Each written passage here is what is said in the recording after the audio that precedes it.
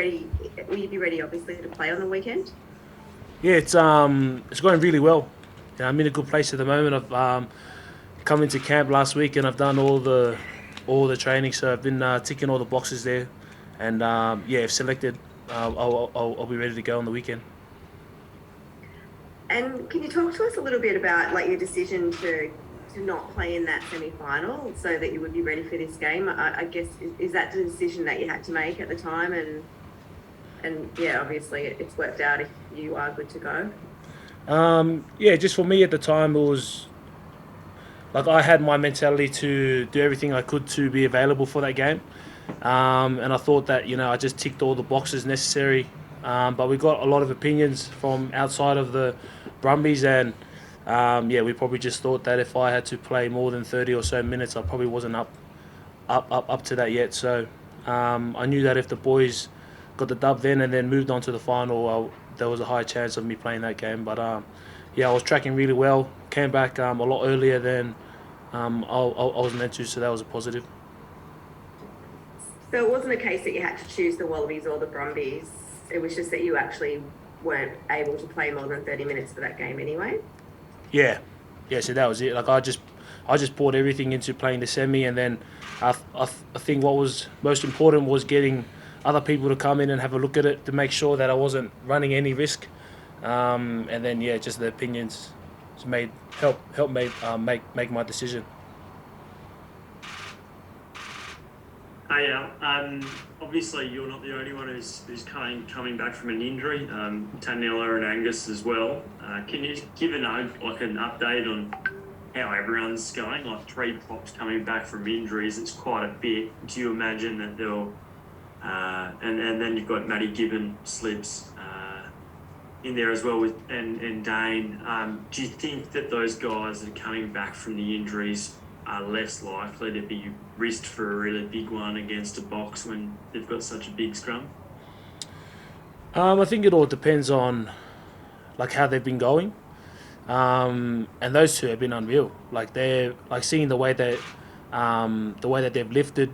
Obviously they've been training by themselves for a while, so it would have been a hard, tough grind there, and they've brought that new energy into the team. Like they're just more happy, being a part of the team environment and getting involved. And I know for sure, like they've been running amok at training through their ball carries, and you can tell that they've have itchy feet to play. So they've been involved in live scrums as well, and on 8-on-8. So they've been ticking all the boxes so far.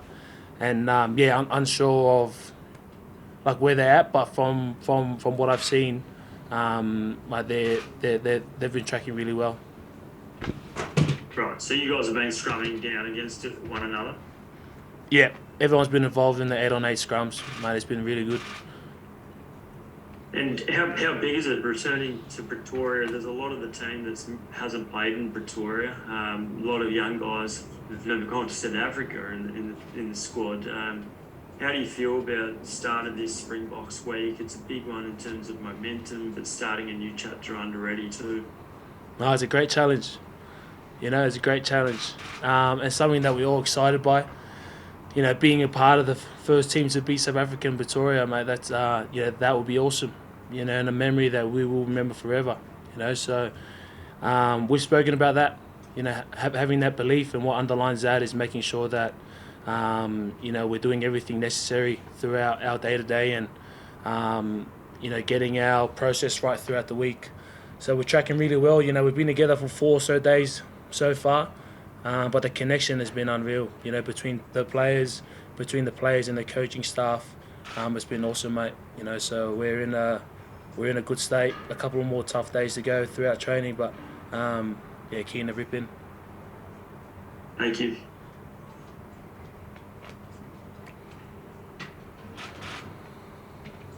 Anything further online, guys? Mariko, I'll ask you. Welcome back to the squad as well. How's the back kind of connection been going? Tom Wright, Sully's in there. Do you feel like experience is going to be important for the back three, or do you think there could be a couple of surprises against South Africa? Yeah, there's a a lot of competition going on.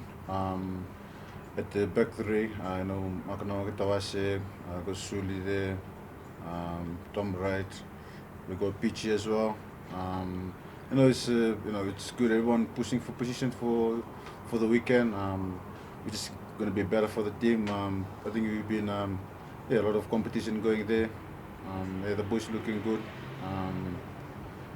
We have got selected this week. Pretty sure they're going to do the job.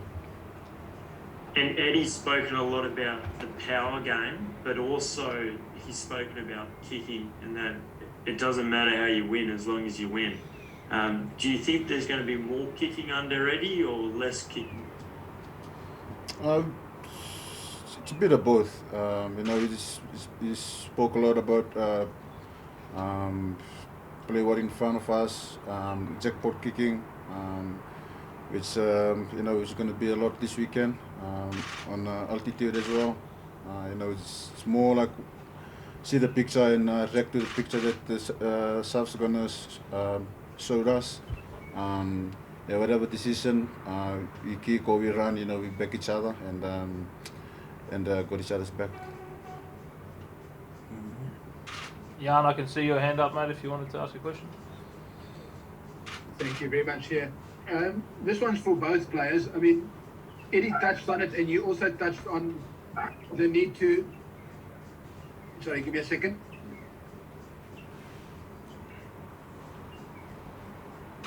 Sorry.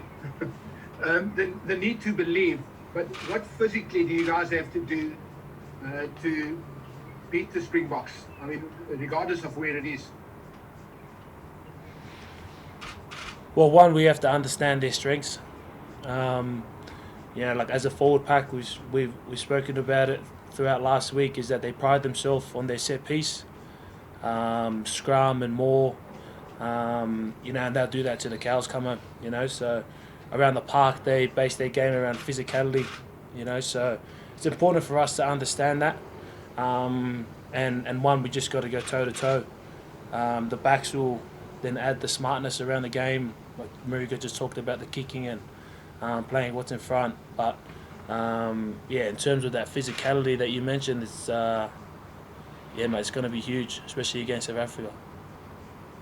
Craig, do you have a question, mate? I'll just ask you online. Thanks, guys. Thanks. Hi, guys. Alan, maybe for both of you, Wallabies haven't played in South Africa since 2019, and obviously with the Super Rugby change, a lot of your players haven't even been to South Africa, as you pointed out earlier. How big is, how much are you telling the guys about the challenge that they're going to face outside of the rugby itself, the sort of hostility and the conditions of the high field? I mean, it's going to be quite a wake-up call and a nice challenge for some of your younger players. I think we've had a couple of meetings about that. Like our leaders have shared their experiences on what it's like playing in Pretoria or playing in South Africa with altitude. Like how they sing the national anthem and everyone gets involved. And then how they start the game. I think it was really good to hear from our experienced players, and I think that's so valuable to some of our young lads, who will be feeding off those blokes, come the weekend. We know for sure there's going to be blokes, who are nervous. Some boys haven't played in a while. Other boys are playing their first game. We're trying to nut all that out throughout the week, put in scenarios throughout the week on what we're going to face, and when it comes, we're ready for it. Moreno, did you have a things question? like jet lag. Oh, sorry, mate. Sorry, jet lag and things like that you would have been used to through Super Rugby days. I suppose it's a challenge for guys who haven't experienced that. Yeah, and I think our medical staff and our S&C have been awesome around the plan that we've had coming out. You normally hit a wall around the afternoon, so we've put all our activities out. It's making sure that we all get in the sun, try and stay up till 9 or 10 p.m. And then leave the rooms around 6 or 7 a.m. So everyone actually has travelled well. Just looking around the group, and from today's training as well, there's a real good vibe, and everyone's recovered well. We've had a couple of days here already for boys to go around and have a look, around Johannesburg, which has been special for boys who haven't been here before. Thanks, Craig. Sorry, Moreno, did you have a final question online for Alan or Marika?